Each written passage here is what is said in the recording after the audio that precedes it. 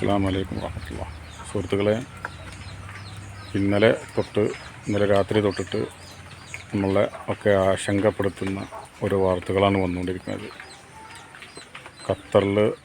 ഇന്നലെ ഖത്തറിൻ്റെ ആകാശത്തൊക്കെ മിസൈലുകൾ വന്നിട്ടുണ്ട്. അത് അമേരിക്കൻ ബേസ് ലക്ഷ്യമിട്ടുള്ള വന്നിട്ടുള്ളത്. പക്ഷെ അതവർ തകർത്തുകണ്. പെട്ടെന്ന് തന്നെ ഖത്തർ ഗവൺമെൻറ് തകർത്തിട്ടുണ്ട്. അതുപോലെ ബഹ്റൈനിലും തന്നെ ഒരു ജാഗ്രതാ നിർദ്ദേശമാണ്. ഈ 2 വ്യോമപാതകളൊക്കെ അവരടച്ചിട്ടുണ്ട്.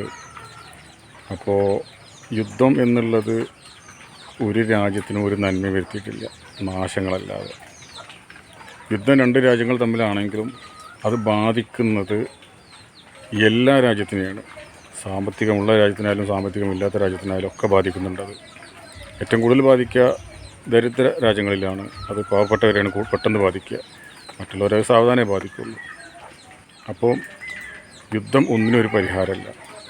അപ്പോൾ ഈ രാജ്യങ്ങളിലൊക്കെ നമ്മുടെയൊക്കെ സഹോദരന്മാരുണ്ട്, സഹോദരികളുണ്ട്. ഒന്നും സംഭവിക്കരുത് എന്ന് നമുക്ക് പ്രാർത്ഥിക്കാം.